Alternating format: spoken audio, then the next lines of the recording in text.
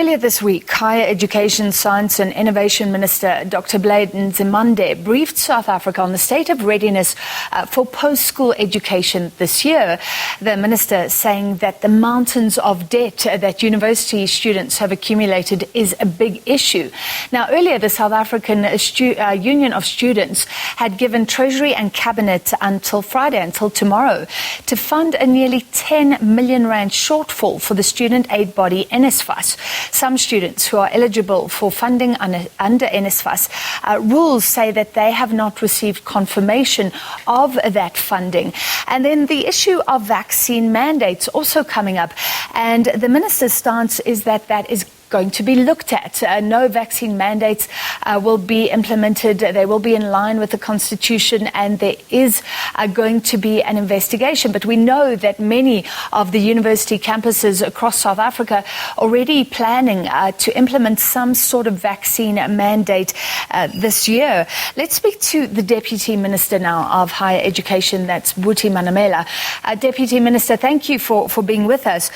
Firstly, if we start with vaccines, if higher education is consulting about this, I think it was stated that the Deputy President also looking into this. Does that mean that the individual universities don't actually ultimately have the right to decide what they're doing? Because we know that they've already announced vaccine mandates. Can you just clarify?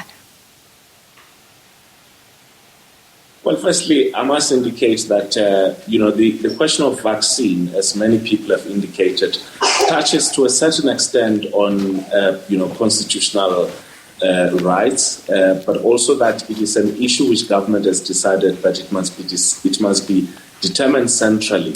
Thirdly, when I engaged with the University of South Africa and in the different engagements that our department had with them, they've indicated that what they want to ultimately see is some form of, commonality in terms of the policies as it relates to vaccination. And that's why we want to, follow the lead from the Deputy President. But what we're doing currently as the department is that we've asked our agency, Higher Health, to help us start drafting what could be guidelines that will harmonize the policies at the different universities and TVET colleges, so that no student should be left outside of outside of academia.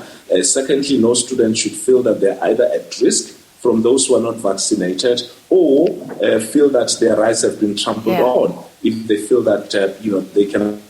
Ultimately, our objective is to engage with the students' organization who have expressed support to government's vaccination program, to ensure that we engage with as many students as possible throughout the year, to persuade those who are still, having reservations about vaccination to go ahead and vaccinate. Yeah. But Deputy Minister, you're saying this will be determined centrally and guidelines are being drafted. What happens in the meantime? Are the universities entitled to implement some form of vaccine mandate? Because they're going ahead anyway.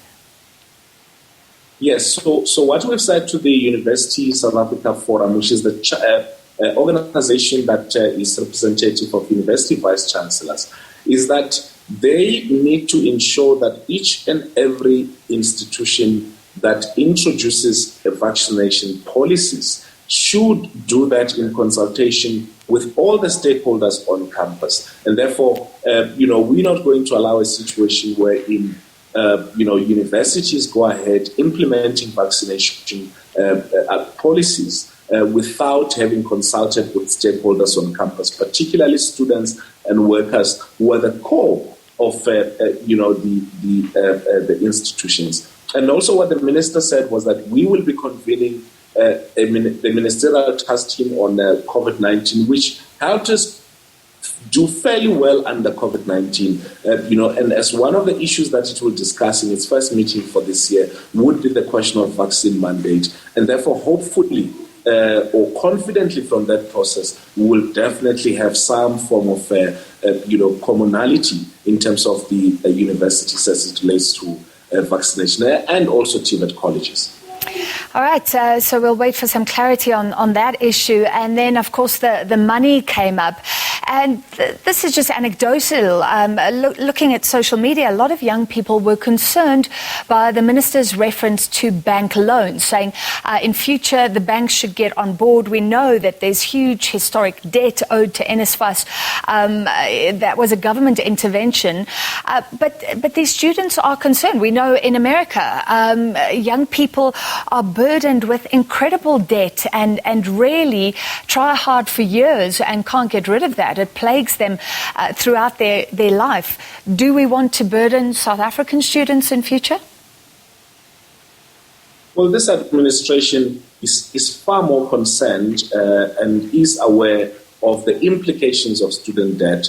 And we've looked at what this has done in various countries. You've mentioned the United States, and that we would not in any way put students, current financial situation or future commitments that they would make in danger. We should firstly understand that more than 60% of students who are studying in our universities and TVET colleges are funded by the state. Now, there are those who are referred to as the missing middle, meaning that they do not qualify for NSFAS, but they still battle with paying university fees, and therefore we've been having discussions with the different stakeholders in our universities and our TVET colleges on what measures and interventions can be put into place to ensure that those students are helped. And that's what the minister was talking about. I'm aware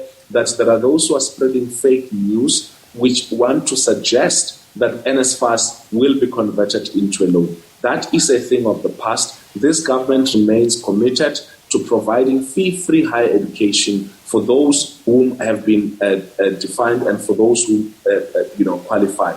There is no way that we're going to back to the days under this current administration wherein students are offered loans who are within a particular bracket. But of course, we cannot leave out those who cannot afford NSFAS, and that's the intervention that the minister was talking about.